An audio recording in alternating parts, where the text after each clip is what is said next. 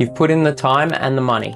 You've achieved your weight goal on GLP-1s. You've made a ton of sacrifices, and the underlying anxiety starts creeping in. What do you do once you stop taking the medication? I know your biggest fear. It's the rapid weight gain when you stop taking the medication. To help you, I'm going to break this down into an easy to follow step-by-step guide that will transition you off GLP-1s and help maintain that goal weight of yours. You can either do this with, or you can do it without the help of additional peptides. The choice is yours to make based off your own personal circumstances. I'll also drop a helpful summary in the description below, so you can follow along with your journey and have something to refer back to.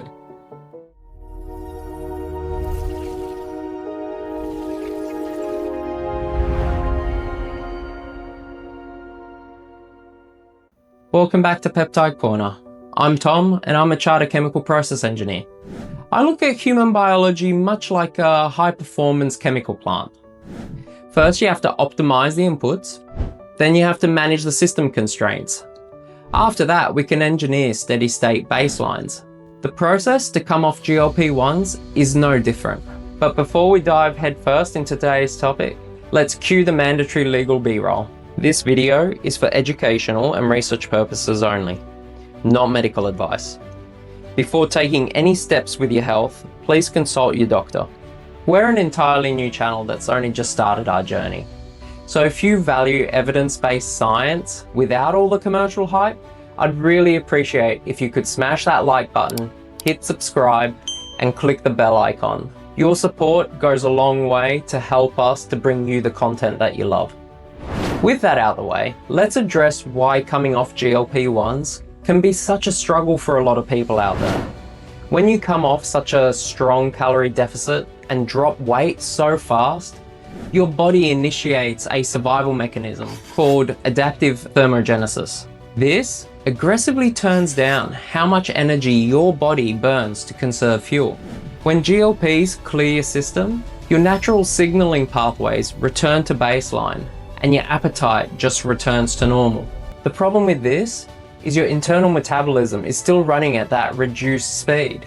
If you don't actively change your system settings, you're highly likely to regain the weight. Fortunately, armed with the right knowledge, you can reduce the risk of this. Here's the core strategy that works, with or without the use of supplementary peptides. The first step is never quit GLPs cold turkey. Work with your doctor or physician and step down your dosage over the course of several weeks. This gives you and your body enough time to adjust without experiencing sudden shocks. Step number 2 is to optimize your inputs. Prioritize high-protein foods to maximize your satiety and to protect your lean muscle mass. Muscle is one of your biggest drivers of your metabolism. So losing muscle means that you're going to lose resting energy expenditure.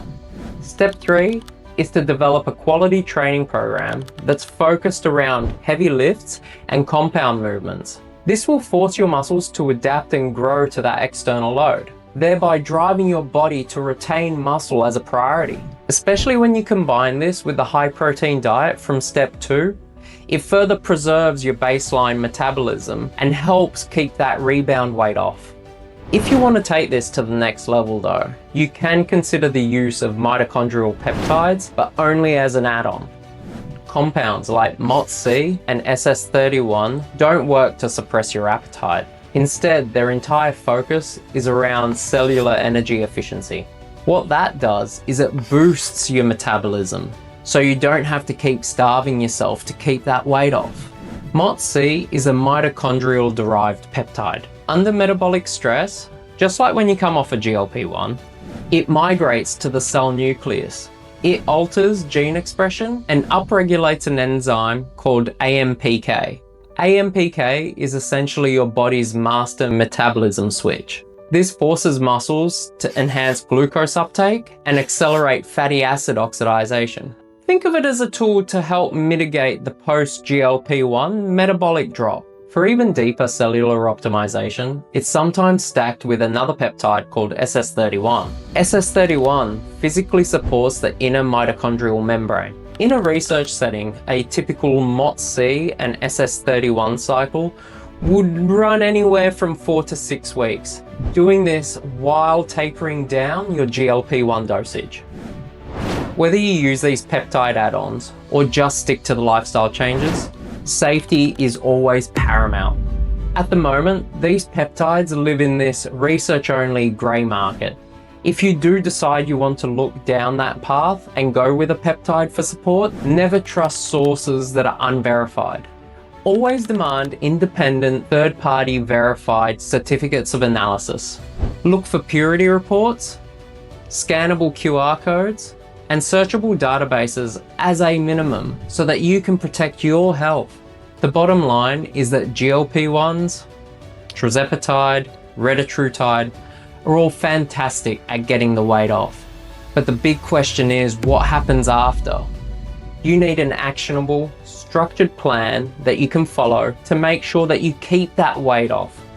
Tapering off your GLP-1 dosage over the course of several weeks, optimizing your protein and calorie intake, combined with heavy lifting at a gym, will lock in your results and make sure you keep looking great without that post-GLP-1 rebound.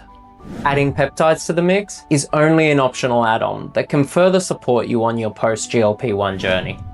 Drop a comment below with your transition strategy, or even your before and after GLP-1 results. I'm genuinely keen to hear all about it and discuss it with you further. Also, if you're interested, I'll add a link above and you can watch our deep dive on MOTS-c and SS-31 and how it works in your body. Until next time, keep safe, keep the journey going, and we'll see you right back here on Peptide Corner.